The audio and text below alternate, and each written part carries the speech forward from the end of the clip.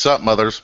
It's Logan, CigarFederation.com, live with you, November 17th, 2015, with my main man, Ben, the Bull Shark, Lee.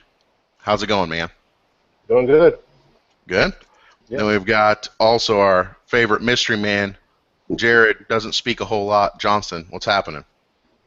Not too much here either, but I speak a lot here. It's probably the most speaking you can get me to do all week. What's probably true. Are you getting more comfortable behind the camera? Behind this camera is just fine. Doesn't bother me at all. Doesn't bother you? No. Well, what we're doing now tonight, we're about to impart on a 4-part series, and our good friend Victoria at General Cigar, if you didn't know, also distributes Dunhill. So, as promised, we have 5 of these tins of my mixture, 965, to give away. So, stay during the course of the show, and we'll tell you how to win one of these awesome tins. But you got to be watching the show. So, with that being said, haven't talked to you guys in a week. How are things going? Pretty hectic on my end, but I'm staying above water. Be all right. I'm afraid to ask, Bull Shark, what's going on? Just I'm doing a lot of computer training and stuff, which actually is a kind of in a way a good thing because I'm basically watching an instructor virtually, which means I get to actually smoke even more than normal because that's cool. I'm sitting in my man cave with my computer. Like today, I had 4 bowls, this morning, or the whole for the all day till the now. But that's one positive. But yeah, doing all right. Just gotta make it. I hear you. Family stuff. This is smoky as a mother bitch. Mm-hmm. First thing I said when I opened it, I wasn't expecting that. A lot of Kia. Latika. So, in world news, what does everyone think about this whole ISIS thing? What you mean? There's like a more than one opinion? No, I mean, I don't know. Maybe there is. I don't know. I'm curious to hear yours. Shit, kill them all and let God sort it out. That's all I say. I just want to know why they attacked France. Because probably the Charlie Hebdo or whatever, that incident they had before. That's probably why, and probably because it was an easy target, to be honest. You think so? Well, they have a whole lot of Muslim townships or whatever in there because their occupation or during colonial times, especially more like Morocco and stuff like that. Right. So there's a lot of Arabic population already in there, so they can meld in well. That's true. But I mean, I'm very surprised. We can't. There's no way that we can stop it by just bombing the shit out of it. I mean, it's an ideological problem. You know what I'm saying? So it really can't is. kill ideology with, a 5.56 round to the skull. It helps, but basically the only thing that can stop this is other Muslims rising up and saying, "Stop! No, we're not doing this no more." Yeah. That's it. My opinion, and Jared, before you get to yours, I mean, my wife, it was kind of crazy because my wife's like, do we need to go get preparedness supplies and all this? My wife's like, why'd they attack France? And you're right, probably because they were, who knows the answer. But the crazy thing is my brother was in the Marines, we were talking about it, and he goes, the craziest thing, he goes, and I was asking about, fighting in Iraq and Afghanistan and stuff. He didn't really talk about it much. But he goes, one thing I'll tell you, he goes, I would have much rather fought in World War II. And I go, why? Like, our weapons are much more superior. Like, you don't have to, you can drop a bomb on someone and not even be in range of getting hurt or anything. He goes, I don't know who my enemy is. He goes, I don't know who my enemy is. He goes, they're not in a certain colored uniform standing 300 yards away from me and I can just pick them off. He goes, they just blend in. He goes, the wars in the last 40 years, we don't really know who our enemy is. Yeah, we know them, but we don't know them. And he goes, until we figure out how to fight that kind of war, we're going to get our ass kicked.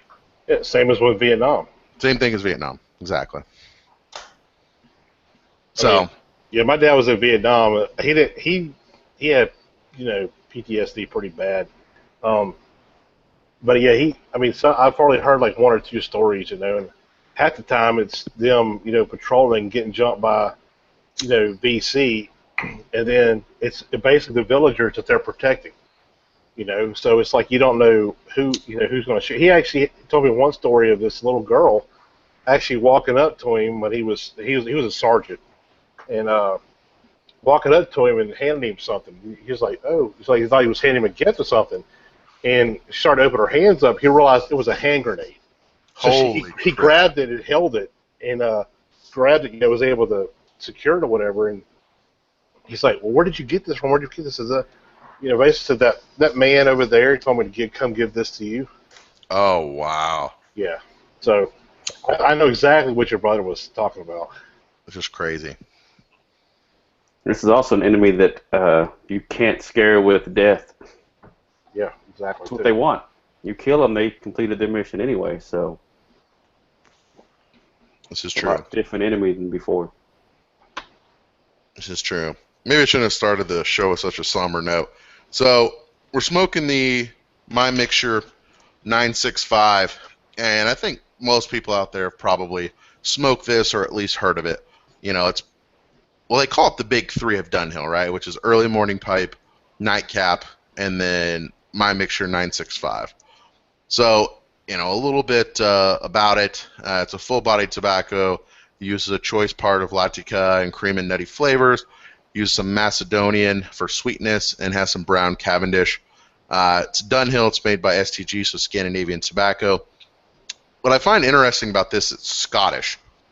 So, mostly blends will fall into kind of aromatics, Virginia Perique, and then you have English, or English. But there's also a couple variations which are Oriental and Scottish, and frankly, I don't know the damn difference. Other than, go ahead, Ben. Well, as I say, the Scottish blend, from what I understand, is it's kind of like two schools of thought. Like this one, you said it has brown Cavendish in it.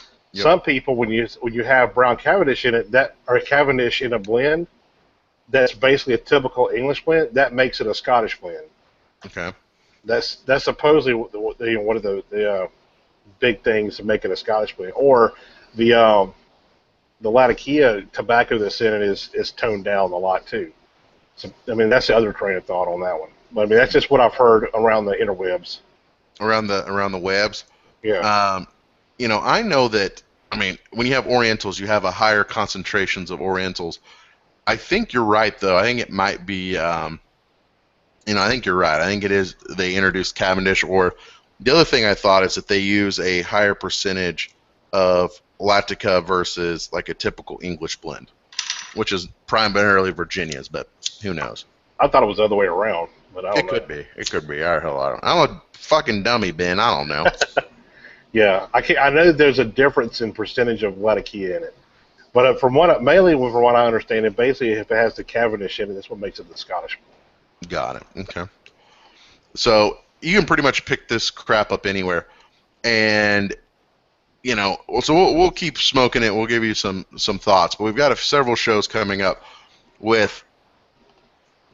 Well, this week and then the 3 subsequent weeks, we'll be going through early morning pipe, ready rubbed, and I think Ben's probably going to have a nut over this, the Elizabethan mixture. Mm-hmm. It's going to be good. Is that all you got, Ben? Or all you got, Jared? Did you just go, mm-hmm? Well, I figured Ben would chime in some more because I already know his opinion on the Elizabethan mixture. I'll save it. We got a show coming up on it. No reason to blow my load now. That's why I just said I know your opinion. Yeah.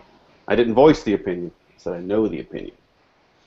So I got something very interesting to talk about. You won't even believe it, but I just got to Google it really quick. If you don't know smoking pipes, I'm sure everyone knows smoking pipes, but they on their little blog have some good shit on there. It's occasionally worth reading. And one that I found is how to date a tin of Dunhill. And it's actually come in quite handy, I must say. Is if you look on the back of any Dunhill tin, and you look at the back of this one, you see there's some numbers to the right that typically start with CB. Well, if you read that number, you can actually pretty easily date tins from about 2012-ish, 11-ish, and then I'll tell you how to date the older tins when it was made at Auric. But if you look CB, that really means nothing. Then you have a string of numbers. You'll have like 3 numbers, a letter, and then 2 numbers. So the CB and the first 2 numbers mean really nothing. That means that's the factory that's made, and then the next two is the machine. So it doesn't really matter. But that number, the letter, and the last two numbers are what matter. So, for example, this one, the last four is 5C71. So that fourth character is the year. So this was made in 2015. C corresponds to the month. So January is A, February is B, March is C. So we know this is made in March of 2015. And then day is the next number, so 7. And then the next number is the shift. So really the three numbers right there. So we know this was made March 7th of 2015. Fun little side note, if anybody cares. I care enough to try and retain that. Yeah.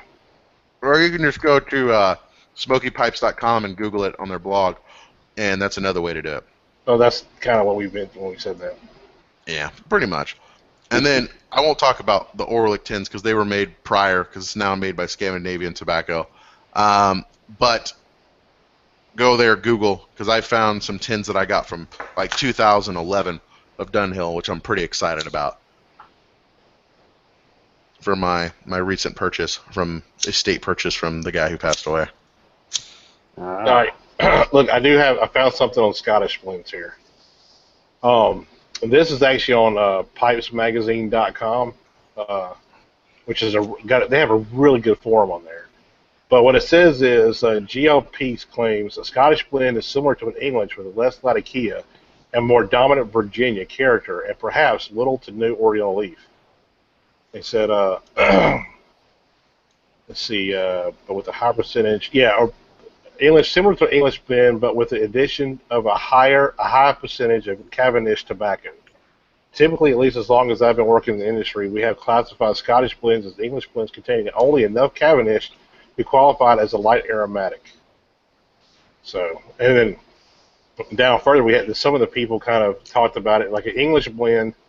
This one member, his name is where is it at here? His name is Sinister Topiary. English blend is Latakia dominant, Virginia and Oriental supporting. A Balkan blend is Oriental dominant, Latakia secondary or equal, and Virginia supporting, which we do that one. Scottish, Oriental dominant, Virginia secondary or equal, with Latakia supporting. Is that like the rules of the road? Yeah. So basically, it's where it's mainly the Latakia is toned down a lot and usually has Cavendish in it. Basically, that's what I take from it. It's funny because this is smoky as hell. Oh, it's super smoky, yeah. But let's look back at the what's in there. We know it's always got Latakia and Oriental. Cavendish is the number one tobacco in here. But hey, you know what though? Cavendish over there is different than our Cavendish. Theirs is toasted Cavendish. So we could get a little bit from that. But Latakia is listed second, Oriental Turkish is third, and Virginia is last. So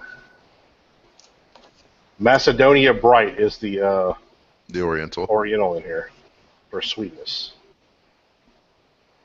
I don't think this is super sweet at all. No, I don't get hardly any sweetness. I get a tint of sweetness in it. I can see it, but it's a little smoky with a little bite sweetness to it. But I can see it in the background.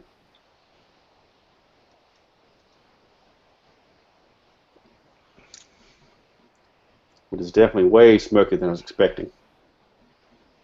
Well, this is something I smoke a lot of, though, so I kind of know this one. It's not bad. And one thing I do like about it is you can get it in bulk. Yeah, it's one of the three. I was going to say this when you were talking about the big three of Dunhill, because the big three is the only Dunhill tobaccos you can get in bulk. Early Morning Pipe, My Mixture 965, and Nightcap. Yeah. It's, and I wonder why they do that. I wonder if it's just because it's so damn popular, or that they can actually sell bulk and make money, or if it's so damn popular that people wouldn't buy it in tins because they want to buy an ounce or two. I don't know. I really don't know.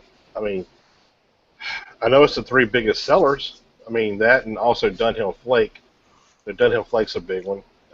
Pretty much they're all big, but out of them, these three are the big three. So I don't know.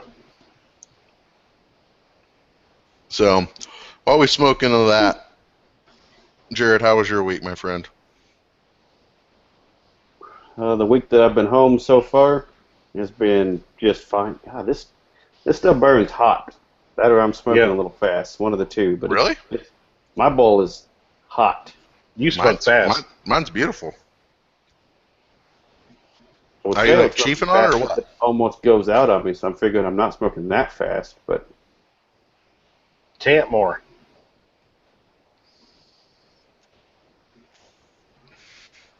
a second ago, it didn't want to go down much. Now it can use a little. Dude, it's like pungy. It's like pungent. Like it's definitely got like that kind of like mustiness to it, which I really like. Yeah, well that's yeah. To me, it's musty. It's nutty and a little creamy.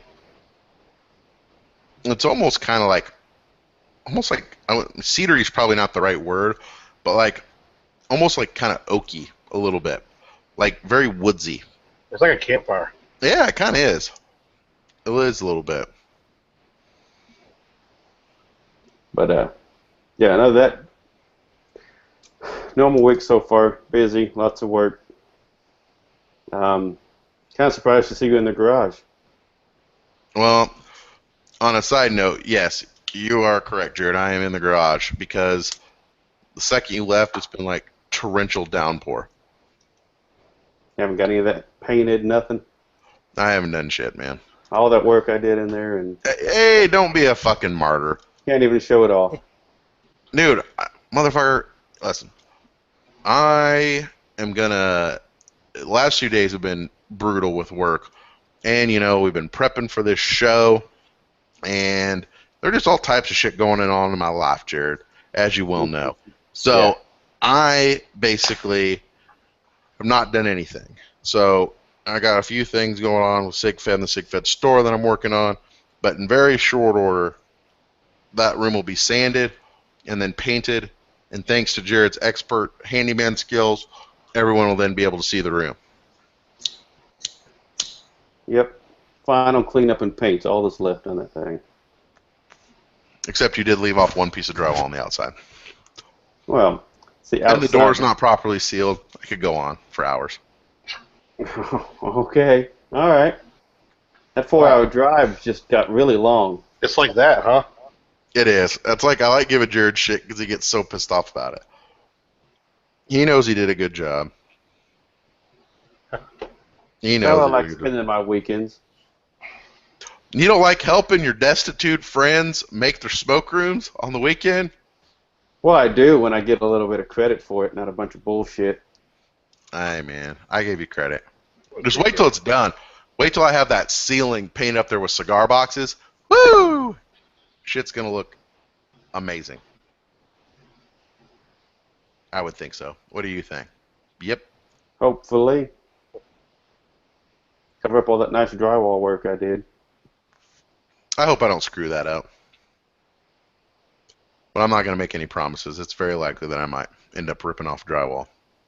Yeah, I don't want to tape and float that again. Yeah, that shit sucks. I told you.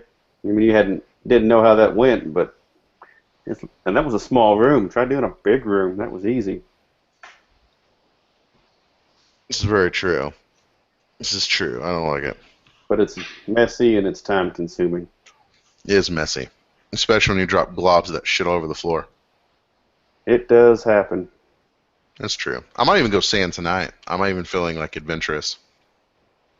Yeah, it'll be easy. Like I said, that's the second full coat. Just a little bit of cleanup sanding, so when you paint, it'll look great.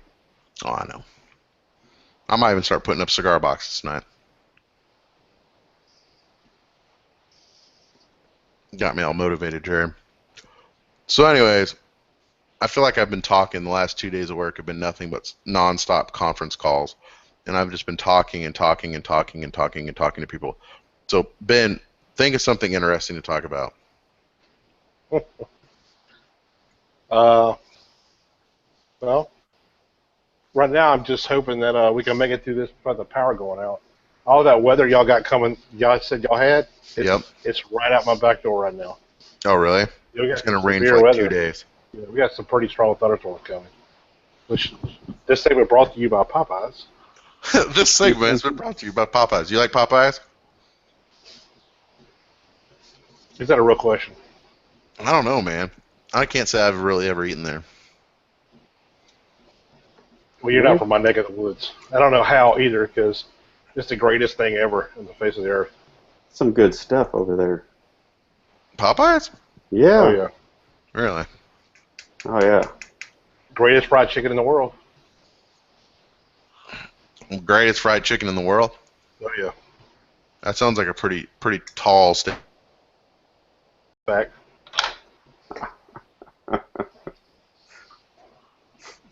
I can't quite go that far, but it is some good chicken.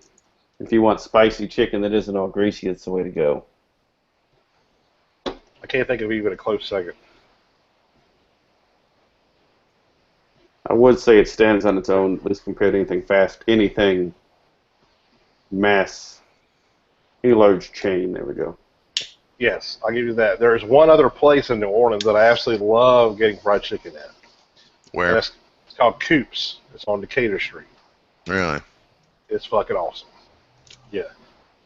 I go there to get the lunch special. It's 2 pieces of spicy fried chicken and some rabbit and sausage jambalaya. Ooh, Oh, yeah. Aye, it's awesome. that does sound really good. You know what I had for dinner? Fried rice! Fried rice. That sounds pretty good. I'm starving. Dude, to it was death. hella good. Allie's like, what do you want for dinner? I don't know, surprise me. And she made fried rice. So I was like, fuck yeah. It was delicious. I don't have a really good recipe for fried rice. I mean, It's not too complicated, at least. no, I think Allie made it from like a pre-made dinner, but it was still delicious. Instead of using beef, she used sausage. Woo! It's good. Beef. Never even had it with beef before anyway. Yeah, man. As you say, that's how they do it in my neck of the woods. Yeah, I would imagine in Texas that is how they would do it. Like we have a very large Vietnamese population here, and it's either, usually it's either pork or shrimp. That's pretty much the only way you get it. Not much Combination. No, I've never seen it with beef. beef. Really? Yeah, literally never seen it. You ain't lived, Ben. Yeah. I'll be in Houston next week for about a week. I'm gonna see what I can find around there. Are you going to go there for your wife and Thanksgiving and stuff? Yeah. That's cool. Is Aiden off school or are you just taking off? No, he's off school. He gets off for a week. Damn, when they start doing that? I don't know, but I wish they'd have done it when I was in school. They sure as hell did that when I was in school. Because when I was his age, I hunted pretty much. This is hunting season.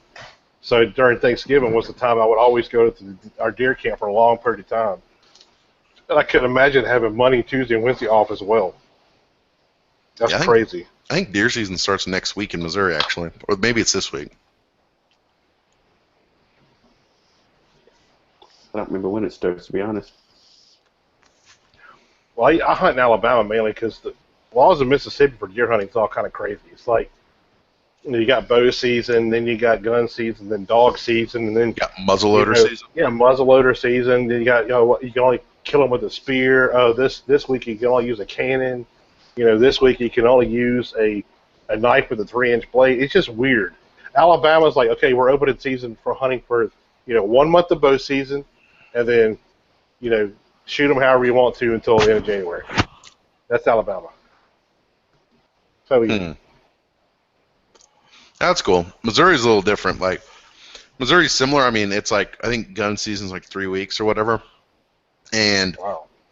it's only 3 weeks. And it's pretty short. But during that, like, literally like 1 million deer are killed. So I can imagine. it's a serious deal. There's some, and well, the fucked up thing is if you own land, you get like you get tags for your land, I remember one year my dad got 9 tags. Wow. I'm like, Dad, there is no way in hell we're gonna kill 9 deer. And my brother's like, well, we're gonna fucking try. And I think I didn't shoot any, but my brother shot like 4. Nice. Yeah, in Alabama, it's if you own private land, you can just hunt whenever you want to. Like basically, where I hunted at was mostly farmland. It was cotton, Mm-hmm. and basically on there you could hunt deer all year round. I could go deer hunting in July. Oh, really? Because they're considered a destructive animal because of the crops. Mm-hmm. So Mm-hmm. shooting them, like They're considered like a varmint almost. in a way, yeah, yeah. Oh, We wow, actually okay. had one of the guy that we used to rent the land from. It had a huge huge area up at the top of the river. It was bordered the Tombigbee River. There was a huge area at the top, big plateau where he planted all the cotton. You went down this big gorge going down to the like where the flatland is at, where the Tombigbee is. They had a big cow pasture down there. And so, I mean, even our viewers don't know anything about, cattle ranching. You have a small pen that you can load and unload and do veterinary tasks This is or true. tagging or whatever you got to do. Or baby, they're having babies. You can coop them up there so they Exactly. don't go have their baby in a creek in the middle of the winter. Right. Happens. So they would, they would have them in these pens and stuff, and it was like late February. And they used to drive this tractor down there with a big trailer at the end of it, loaded with like produce that was, the guy from the grocery store that was not good enough to sell, but wasn't really bad yet. And they would bring it down there and throw it in the pens for the cows and whatever to eat. They said they went out there late February and started throwing melons and stuff over there, right? And he No said shit. it's a 10-foot fence, right? He said as they started throwing it, this huge ass buck jumped out over the fence and bolted all the way across this cow pasture into the swamp. And it's probably 800 yards across from there. And this man who has lived there all his life, granted, we have a rule there, it's 8 points or better for you to shoot it. So that's pretty big deer, right? He said this is the biggest deer he's ever seen. Like, he said his rack was just massive. He said, y'all should come up here in February and go hunting. We're like, well, the season's over January 31st. It says, not on this land, it ain't. Oh Like, my god. oh, man. I just don't want to explain that when I go to the meat processing plant in February with a deer. Like, how did you get a deer in February? What you've been doing, boy? Yeah, they take that shit Yeah. pretty seriously. Now almost take poaching as seriously as they do cigar smoking. Yeah.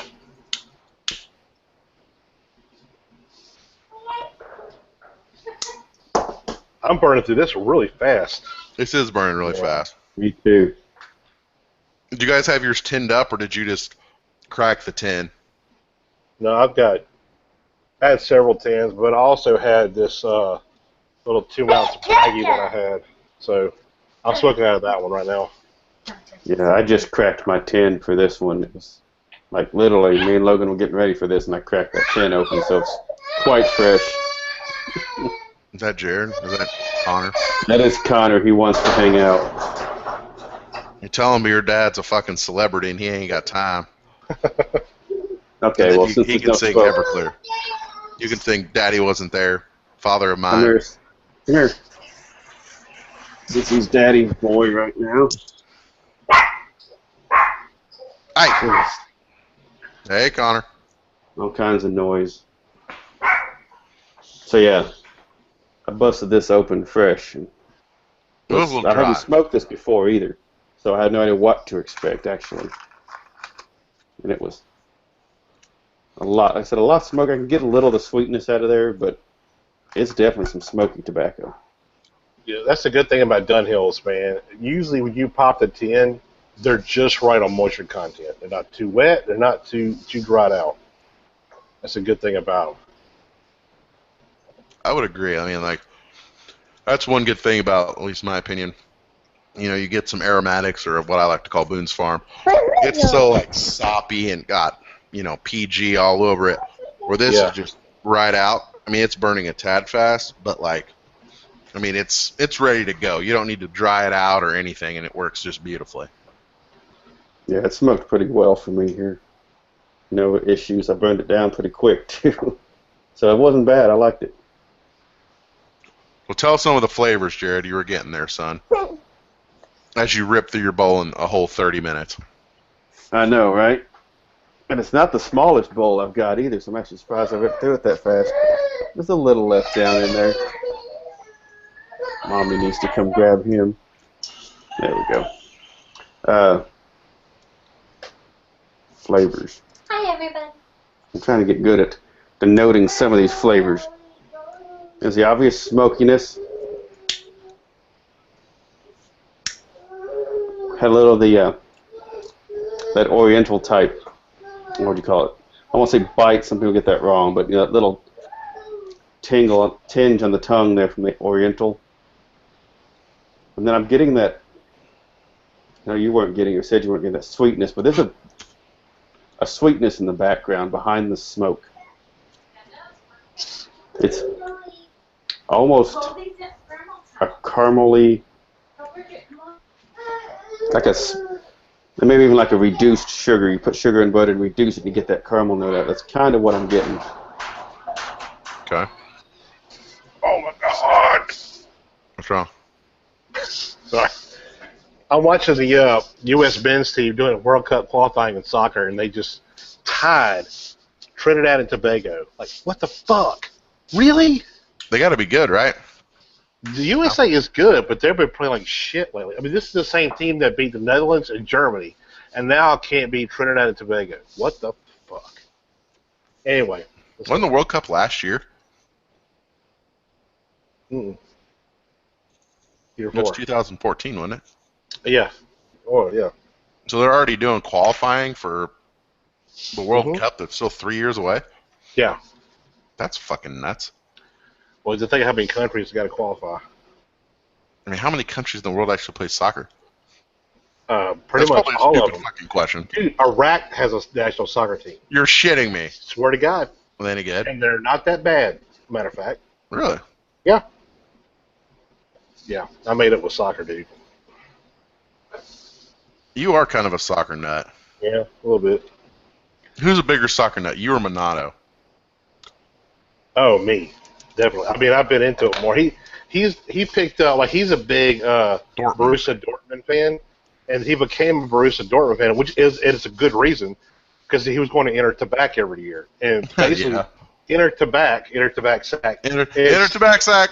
It's right in front of the Borussia Dortmund stadium. It's literally like a quarter mile away. Yeah. I mean, yeah, you could basically We were there. throw a rock and hit it. It's so close. So, and he, while he was there a couple of times, he went to a couple of games because why not? They're right there. The stadium's right there. They became a fan, but that was about 4 years ago. I've been I played soccer when I was in probably 6th grade when I started playing soccer. And then I've been just a fan ever since. I'm too fat to play now, but When you were just a wee sprite? yeah. Well, here's a question for guys. So I've been kind of on a rampage picking up, estate vintage Dunhills. And this is one of my newest acquisitions. You got another one? Yeah. Dude. Only thing, I made a mistake. I got this one for cheap. But it's, you can barely read the markings. It's a 68 Dunhill Apple Briar. But look at this stem. Like it's like, whoop, wooka, wooka, wooka. What can you do to tighten the stem? So it's not like, wooka, wooka, wooka, wooka. You know, that I'm not real sure. I've heard you could actually put beeswax around the inside part of the stem that goes in the briar. Just so it's less friction, I guess? Yeah, well, you put it in there and it, kind of it heats up, then it goes into all the little crevices. When it cools, it holds it down. Because you never want to pull this off while it's still warm because this is also warm. So when you pull it out, you got a chance to kind of deform it a little bit. And then it'll never sit right. Like this one here, this is another GVD. It's my GVD prehistoric. It has the same issue, not that severe, but mine. I'm not gonna do it because it's real warm now. But I can twist mine real easy on it too. Yeah, I'm just afraid to almost even use this because it's just like, wooka, wooka, wooka, wooka. Our pipe guy can fix that. Dude, yeah, he probably could. I need to send it to him. I forgot to tell him on this one that it had that because he refinished this one too. I mean, he redid this one. It looks gorgeous. Speaking of, I need to message him and see where my other Dunhill is because I sent him one like 3 weeks ago. Yeah. Oh, it made me remember that. He takes his time, but it's well Shit. worth The it. price? Oh, you can't beat it. Hmm. It's amazing. Like I got back the pipes. Hell, well worth it. Well worth every penny. Yeah, it took like about a month and a half on mine, but it was mainly just because I sent him 6 pipes in, and one I of them sent him 5. yeah, I First sent trip. him the first trip. Well, one of them I had was a Nording Hunter, which is I used to smoke that. I just smoked Hades Delight in it. I don't know why I do that, but just kind of the way it fell. But anyway, I sent it to him to get it clean because I can't remember the type of stem it is, but basically it got like corroded, like got that gray finish on it, wasn't bright shiny anymore. So I needed to polish that stem, so I sent it to him, and he redid the entire pipe, like he refinished the pipe and everything, and it looks freaking amazeballs. I mean, it looks Really? like it just came right out of the box, dude. I mean, it looked pretty decent when he left, but when it came back, dude, man. Like I mean, he restained a couple of mine, and I mean it looks yeah, that's what he freaking did to awesome. mine. It took a while because he stained it the first time, and I texted him, he was He like, did well, that. He didn't like it. He's he like, I didn't like redid it. So he's a perfectionist, man. It's got to be just right. I mean, like I said, it takes a while because of that, but it is well worth it. He can keep my pipes for a year, and I'd be like, no problem. Yeah, whatever. Because he does such a great job. He does do a great job. I will say, of all my Dunhills, this little size 2 thing, it's awesome. It's like Yeah, my go-to pipe. I need to go. I need to go look on eBay again. I haven't looked on eBay for him for a while because there was at one time there was so many, not necessarily counterfeits, but like really bad abused Dunhills or some that don't have the original stem or something. Oh, there's still a lot of that. Like, you have to read it pretty carefully. And a lot of these people, you can tell the guys who are legit because the level of detail that they write in their descriptions, it's legit, right? The ones that I shied away from were like, Dunhill, blah, blah, blah, and that's it. Like, the ones, at least I've noticed that or I feel that are legit and that I bought from, have so many pictures and have so much text and context of like, here's what the stampings are, here's what it means, here's the history of the pipe, da da da da da. And you can kind of tell if people don't have good ratings, then I'd steer clear. Yeah, not only that, but if it seems too good to be true, like everything on eBay, it's going to be bad. It's not something's wrong. Walk away. But I've bought so much estates on eBay that I've got special buyers that I only look at their stuff now. So I don't know. There's a few of them that I've found Dunhills on them before, and I've like missed them, and I've kicked myself. I still kick myself. I mean, I thought I'd place on this. I want to get my next purchase, which might be a while, because I don't smoke enough pipe to really justify all the spending. But I really want to get like a patent, a Dunhill patent briar. Yeah. Just to say that I had it.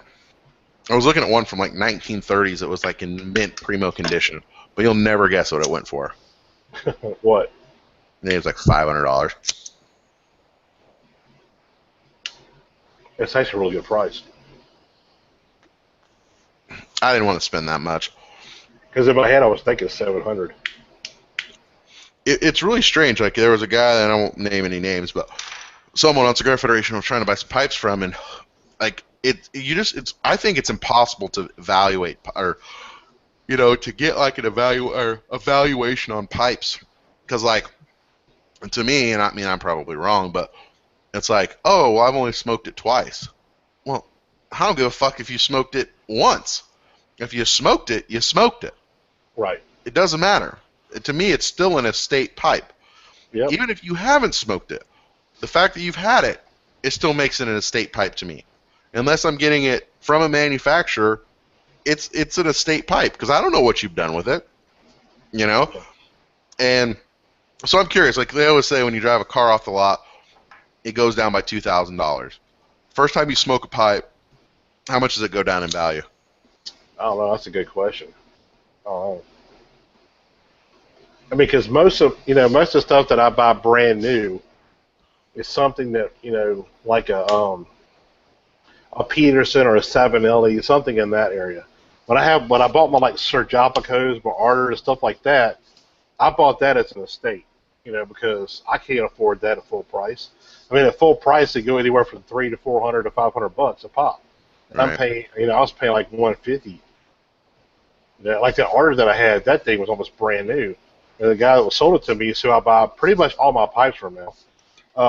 He was saying, looks like whoever had it before only had it for like, only probably smoked a handful of bowls in it.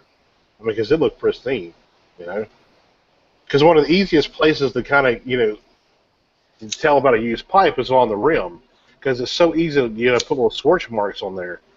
With that Ardor, though, it looked pristine, man. I mean, it looked really pristine. There wasn't much of a cake on it whatsoever. So, I was looking at a Sir Jacopo with the coral dot. yeah. Those are fancy. Yeah, they fancy, but that's probably the best smoking pipe I own, dude. Seriously? Oh, by far, man. There's not even a second place. I mean, that pipe smokes so amazingly well. No matter what tobacco I put in there, which I only use English on it, but it smokes amazingly well. I mean, great stuff. So I'm curious to see what a Dunhill would be like, because I've never smoked a Dunhill. So, I don't know. I mean, this small Dunhill, I think smokes really freaking good. The other one, I haven't smoked out of the stem yet, and I want to kind of get the stem fixed, and then our guy has the other one. He's refinishing, but I mean, I think they smoke really well. I mean, what's a Dunhill? well, it is a Dunhill, but I mean, I don't know. I mean, is a Dunhill from 2015 better than a Dunhill from 1969, which this one is? I don't know. I would say they're pretty close, I'm sure. I would think, just because, an estate pipe, a Dunhill, older one, it's just been aged. I mean, it's probably been seasoned well, So it probably does smoke a little bit better than a brand new Dunhill, but that's like saying, I wonder what rides better, which one more comfortable to ride in, the Bugatti or the Rolls Royce? The fuck cares? Yeah, who gives a shit? It's great no matter what you got, Yeah, that's probably true. I mean, that's why it'd be almost, unless you find a burnt out Dunhill, they're going to be great smokers. I mean, you know what I'm saying? I mean, they're not going to be bad. I mean, because their attention to detail in those pipes is ridiculous. But so are a lot of those Italian, Danish, handmade pipes and stuff. So, but it's just it has to do with styles too. Like Dunhill, you don't see any weird freehand styles like you see in the Danish market. The Danish makers, they make some crazy ass looking pipes. It kind of depends what your style is. I personally like the Dunhill classics. Style. Me too. Same way. And like the Italians are kind of a bridge in between both of them. I mean, look at Savinelli, all the different Savinellis that are out, which, like I said, I said it before, for your best bang for your buck is Savinelli. You can't go wrong with a Savinelli. But you can find a Savinelli that looks just like that Dunhill, or get some crazy ass looking stuff too. I mean, they're all over the place, so they appeal to everybody. It's true. I mean, I've got the Savinelli that's the Obi-Wan that's the author, and it's got like almost like that truck bed liner stuff on it. Yeah. It's freaking crazy. Yeah, but you would never see a Dunhill with that at all. But it looks cool as hell, I think. I know. I mean, I like the classic styles. You've seen the author? Jared made me buy it. Yeah. Mm-hmm. I think it looks cool. It's cool. I like it. It looks great. I mean, it's a good looking pipe. It doesn't smoke very good though. Yeah, you said that. Yeah, it doesn't smoke so hot. Maybe you just got to break it in. You bought it brand new, right? I did. Oh, you just need to break it in some more. That's the thing is I hate breaking in pipes. I mean, it's kind of nice. Like with this, I smoked maybe 10 bowls out of this Dunhill, and even though it was reamed and cleaned and all this crap, it smokes so good.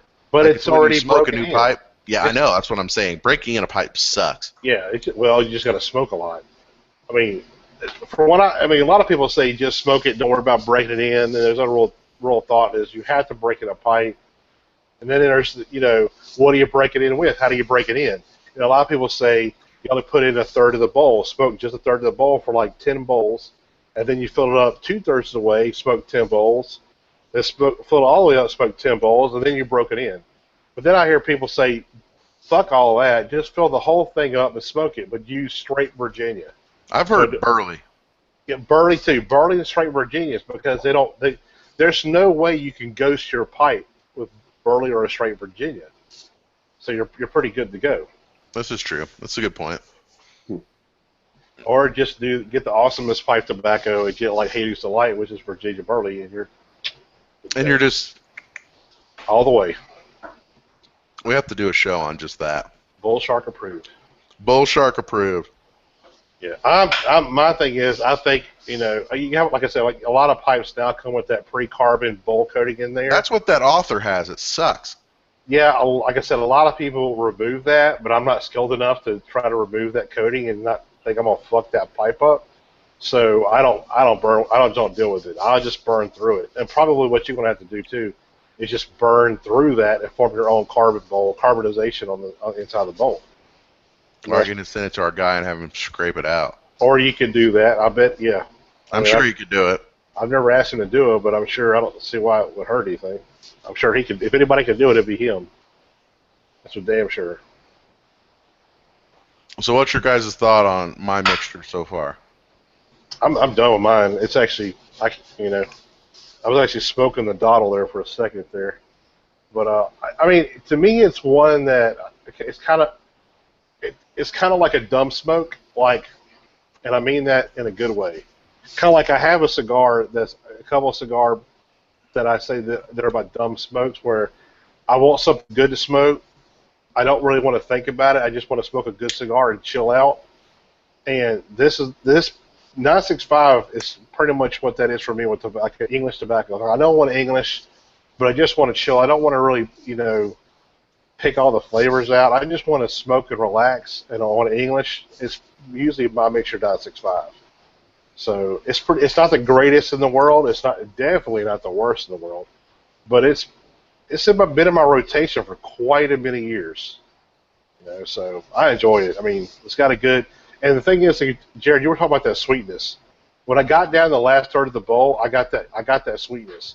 But usually when I normally smoke it, I do get a sweetness that's kind of a very faint sweetness throughout the entire bowl. This bowl, and maybe it's because it's bulk and not tinned, I got no sweetness from the beginning, but near the bottom of the bowl, I got a pretty good sweetness at the bottom of it. But, to me, it's almost like sitting by a campfire, kind of the aromas from that campfire.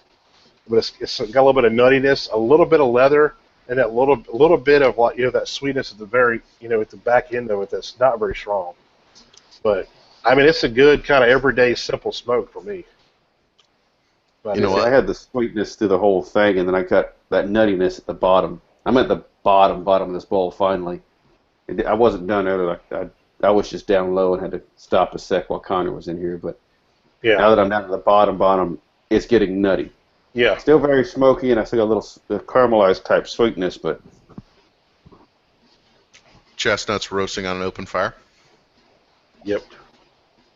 Pretty much. Roasting on this fire. Thank you. Smoky. I mean, I think it's a little smoky. Leather has a tad bit of spice to it, and I think it's a pretty good analogy, Ben. It's like just a very middle of the road. It's not super light. It's not super strong. I like it because I tend to smoke a little fast. Even though I smoked a bowl out of my Bariba, I'm smoking another one out of my Dunhill. I mean, I smoked it fairly fast. No tongue bite whatsoever. No nasty funk.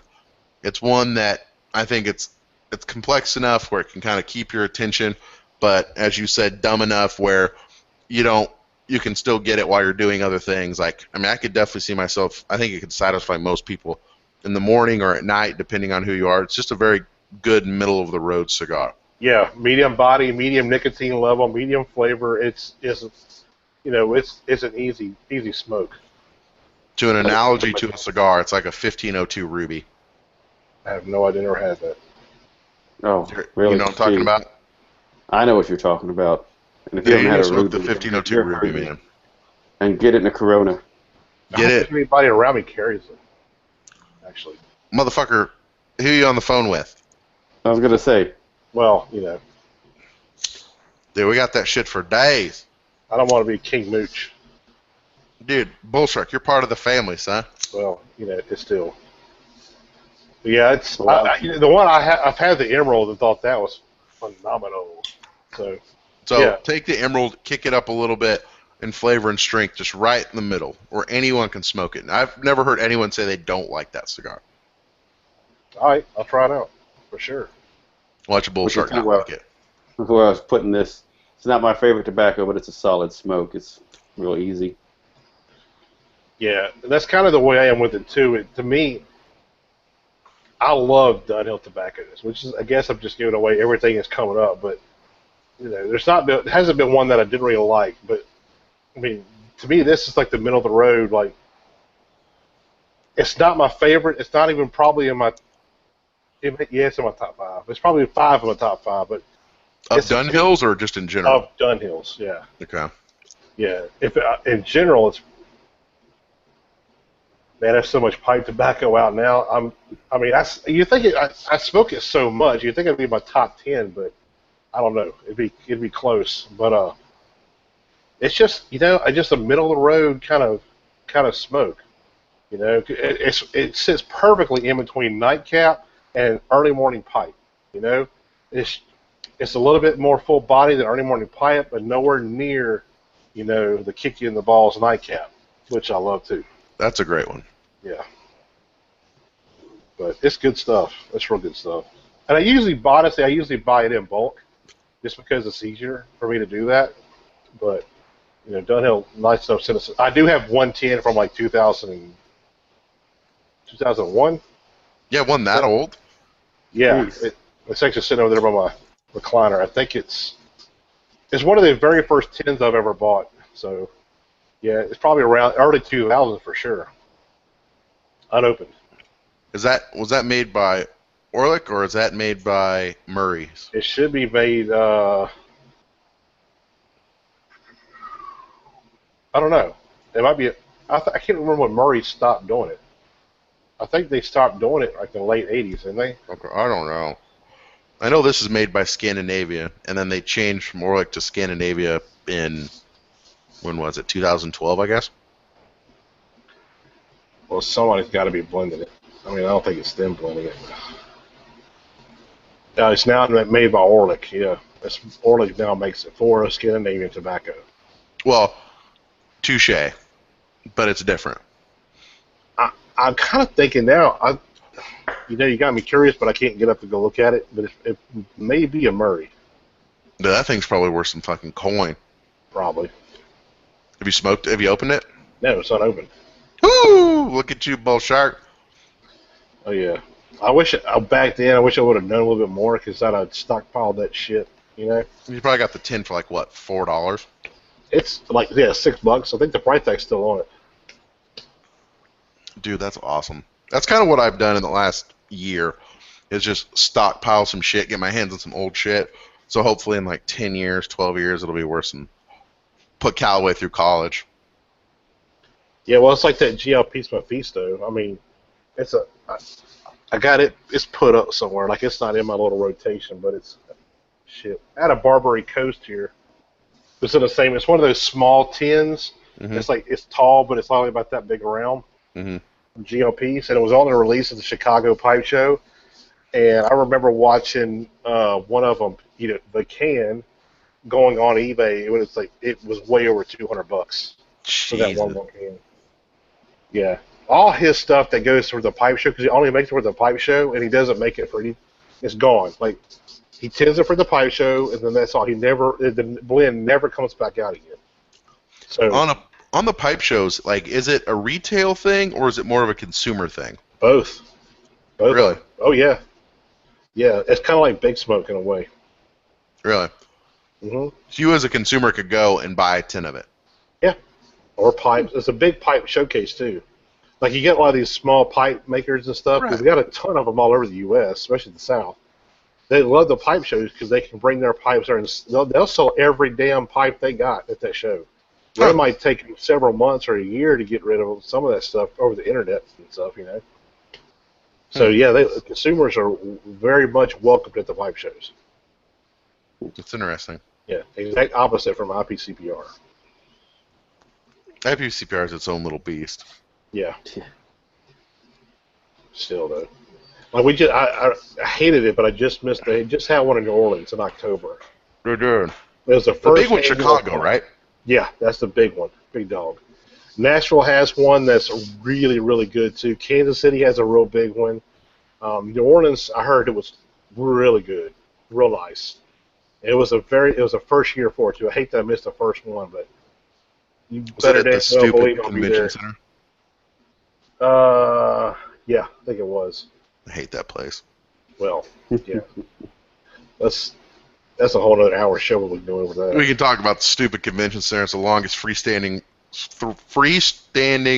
linear structure in the world. That's No, really? Yeah. The longest hallway in the world. longest hallway. I'm sorry. I'm trying to make it sound fancy. The longest uninterrupted hallway in a building in the world. 1.2 miles. Yeah, I can see that. Fuck me. You definitely want one of those little rascals or hover rounds or something. God, I needed Lawrence's little fucking rascal, man. Because that thing, by the time you got done, you were sweating your balls off. Then you went outside and sweat your balls off even more. Oh, well, yeah. I live it every day, so it's all right. I know, but you're from the damn bayou, anyways. Yeah. So, how do we want to give away these 510 since we're on? Well, first of all, what's our rating? Bull Shark, what's your rating? I'd probably give it 3.5 out of 5 stars.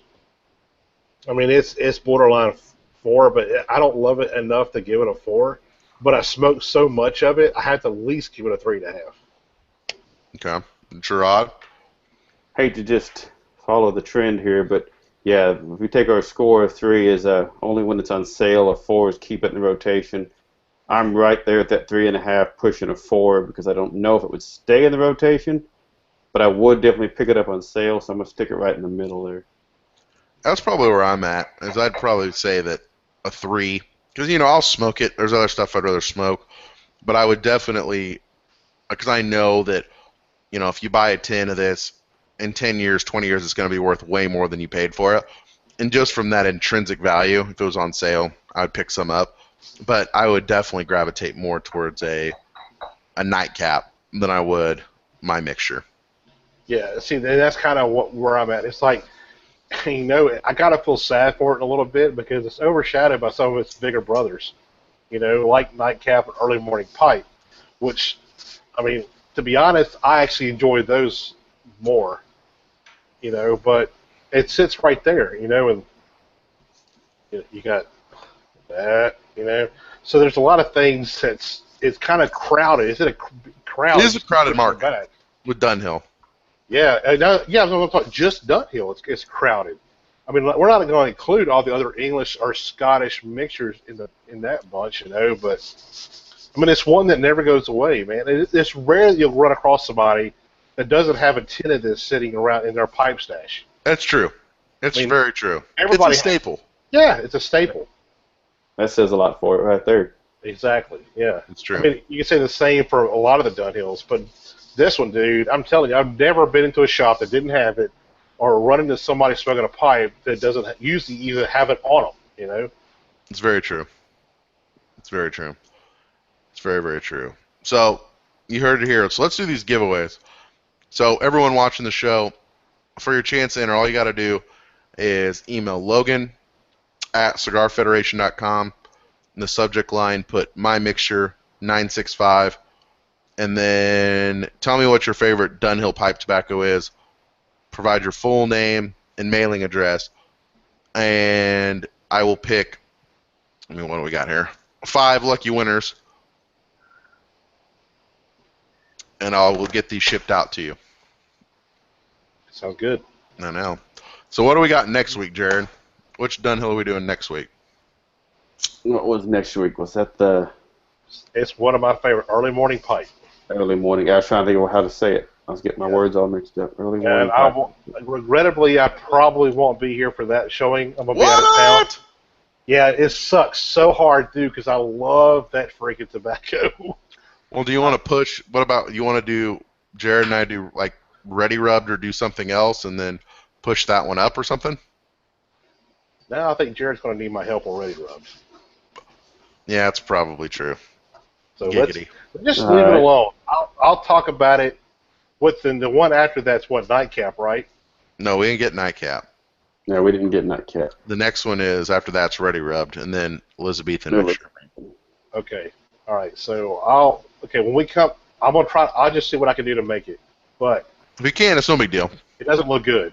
But if not, then I'll talk about it in our Ready Rub review.